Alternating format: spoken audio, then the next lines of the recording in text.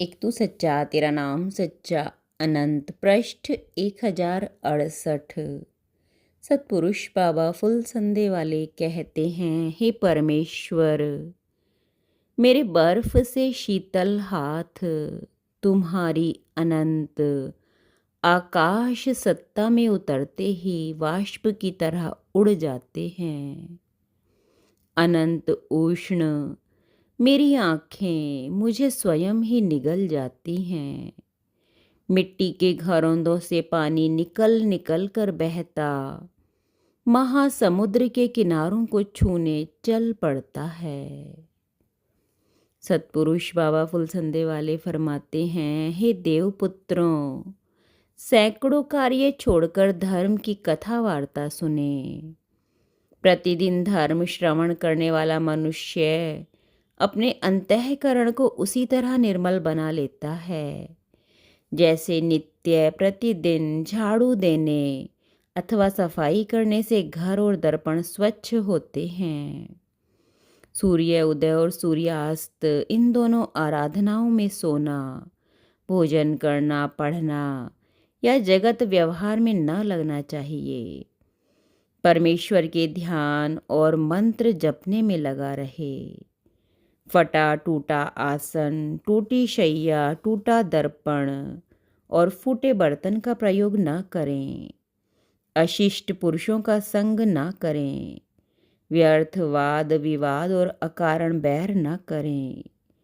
कूटना, पीसना, छानना, झाड़ू देना, रांधना, स्नान, भोजन करना, सोना, उठना, जागना, छींकना, कार्य आरंभ करना, कार्य को समाप्त करना, मुंह से अप्रिय वचन निकालना, जाना, पीना, सूंघना, रति, स्पर्श, सुनना, बोलने की इच्छा करना तथा शौच आदि, इन 20 कार्यों के समय जो परमेश्वर के नाम को मन में जपता रहता है, उसी को भक्त जानना चाहिए।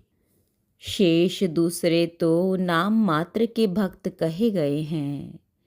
प्रत्येक सांस पर और हर समय परमेश्वर के सुमरन और ध्यान में रहने वाला व्यक्ति देवताओं के समान पवित्र होकर अंत में परमेश्वर में ही एकाकार हो जाता है।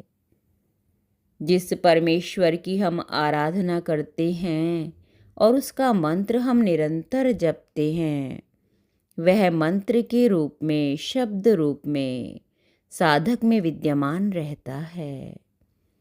परमेश्वर की सर्वोपरि सत्ता के साथ एकात्मता स्थापित करना ही आराधना का उद्देश्य होता है।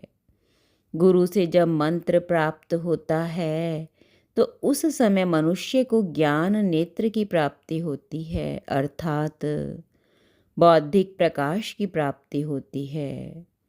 मनुष्य के लिए 8 वर्ष की आयु में उपनयन संस्कार या गुरु दीक्षा का विधान है। उसके उपरांत ही उसे उपासना और मंत्र जपने का अधिकार प्राप्त होता है। सर्वश्रेष्ठ मनुष्य जन्म को पाकर भी जो मनुष्य अपने मोक्ष का उपाय नहीं करता, वह असद्ग्रह से आत्महत्या करता है।